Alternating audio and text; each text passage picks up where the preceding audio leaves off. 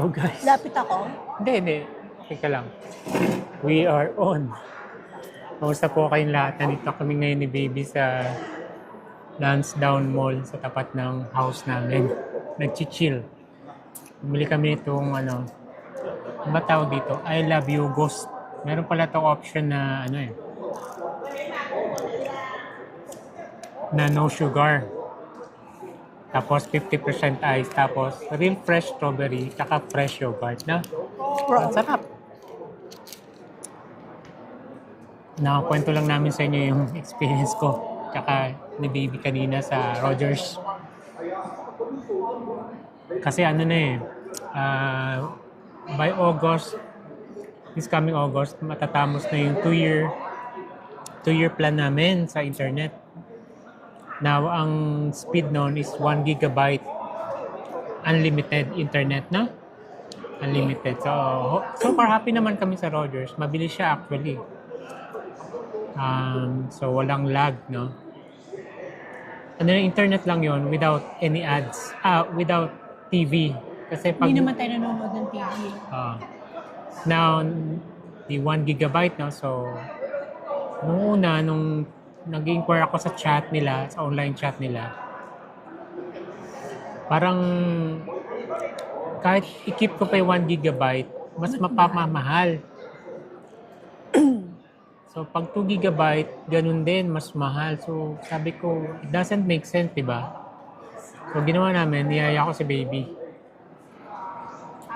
Niyaya ko siya dito sa Lansdowne kasi meron ditong Rogers na nagkikater with internet, hindi lang yung mobile. Kasi meron naman mga kiosk na na mobile lang. Na? Kumbaga, Ayan, lang. kanina yung panis ako na nosebleed ako sa English. Kasi Hindi naman English yun eh. siya Chinglish. Chinglish. Now, don't call me racist or anything. I love everybody. Kaya lang natawa lang talaga ako sa experience ko. Kasi, yung accent niya kasi Chinese na English, tama English or Chinese accent. Ang bilis. Hindi niya naintindihan. Talagang natutulala ako. Buti na lang, ito si Baby. Intindi ko.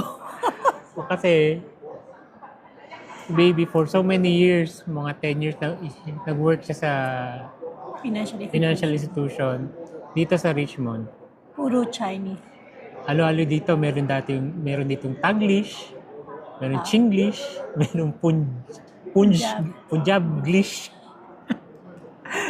Iba't ibang level na accent. Okay. So, kanina, ganun siya na ganun ako. Ha? Tapos si Baby, okay.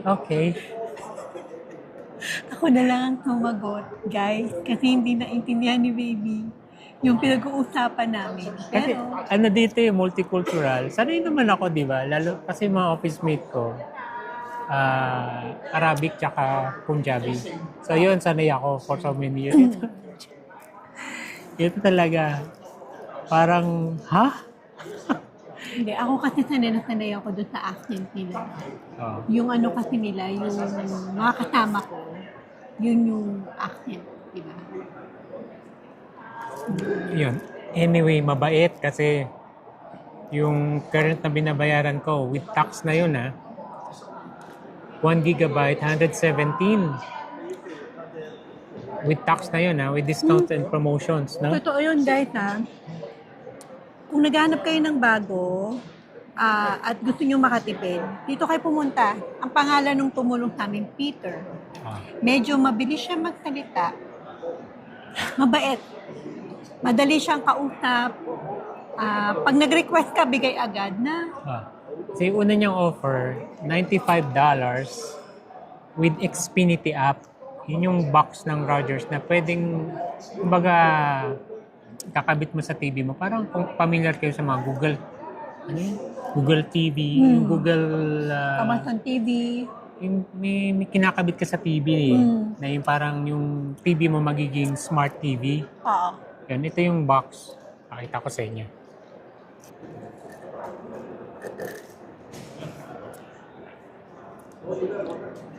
Ayan. So, ito yung Xfinity Entertainment Box. Ito yung kakabit mo ngayon sa sa TV TV mo mo. para ma-browse mo yung mga apps na ng Rogers. Yan. Makakapanood ka ng libreng TV. Oo, makakanood kang TV. Ngayon, ito, included dito,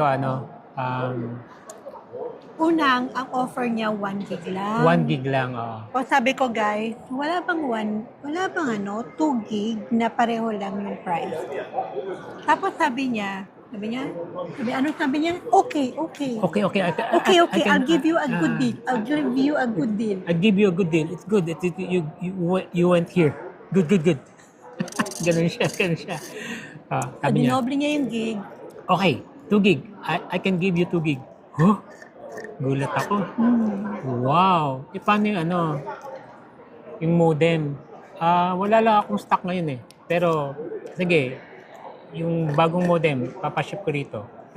Libre din yun, di ba? Libre. Tapos ito ng TV box, itong pinakita ko sa inyo, yung entertainment box. Latest version to. Meron na ako sa bahay na hindi ko ginagamit. Pero latest version to. So, available to. Ayan. Sa pang-tip, you need to ask for yung pinakabagong box nila, tsaka pinakabagong modem. Kasi, di ba, mas mabilis nga yung internet, di ba? 2 gigabyte. So, mas maganda kung yung latest box modem, tsaka yung TV box na. So, if you don't ask, you won't get. Sometimes kasi, yung box, hindi na applicable dun sa Speed. speed. Yun, so, yun. So, ngayon, ito na yung bago naming deal.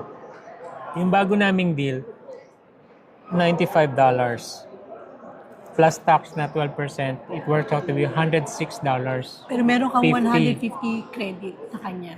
Yeah, so, $106 from 117, naging 106 na lang, na dobling speed. Nagkaroon ako ng itong gateway, itong TV box na with Netflix, with ads. Ngayon, kung gusto mo nang walang ads, babayad ka sa Netflix. Hindi Pero naman natin kailangan. hindi naman kami masyado, YouTube lang kami. Yan, tsaka Amazon paminsan-minsan. May Prime kasi tayo. Meron kami Amazon Prime. Ngayon, ito na yung, tapos binigyan pa kami ng $150 bill credit. Bill credit. Imagine that, $150. So yung susunod na credit, yung bill namin, ma-minus yung 150. Kaya, dito kayo pumunta. Hanapin nyo, pangalan niya, Peter. Sabi niya, pag nag-renew kayo after 2 years, don't call the call center. Punta kayo dito. We can work out don't talk to a person. We can work out a good deal. So magandang tip yun. Talagang face to face para makita nyo talaga yung kwenta, di ba? So, yun. Anyway, ito yung pakita ko sa inyo yung bundle. So, ito na, yung price ng yung 2 gig na internet unlimited is 147. Meron discount na $7 kasi automatic payment, auto debit. Tapos may internet promotion na $60. Plus, dahil yung phone namin is Rogers din, may additional $10. So, ang total discount is nasa $77.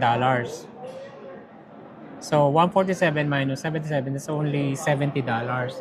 Ngayon, pag inad mo pa yung 25 na Xfinity TV box, that works out to be 95. Yun. Tapos dito sa baba, binigyan niya kami ng one-time bill credit na $50. 150. $150. Oo. Ayan. Bill credit. Bill credit. So yan, I just thought na it was funny. I don't know, mayroon ba kayong mga ganung experience na akala nyo, naintindihan nyo na lahat ng accent para pagdating dito Bigla kang na-nosebleed Kasi si baby, ang galing nito Kasi yung mga kasama niya sa work, mga Chinglish, Punjabish, Taglish. Hindi, tsaka iba-iba yung accent nila talaga. Iba. Nasanay lang ako na kung paano sila magsalita. Hindi ko alam paano ko naintindihan pero naintindihan ko siya. Ayun lang po, if you happen to be here in Richmond or anywhere, basta talk to, pero especially here, natuwa talaga kami doon sa kanya. Tsaka na ano lang siya, nahalata niya, hindi ko siya naintindihan kasi sabi niya, "Do you understand? Do you understand?" Oo. Ako naman, ha? Naintindihan. Nakita niya, hindi mo siya naintindihan. Pero titingin ako kay baby, sabi niya, yes, it's okay. Oh, sabi, oh yeah, it's okay according to her. Okay, good. Oh. Yun na. See you in the next vlog. God bless Thank you. you. Thank you. Bye. Bye.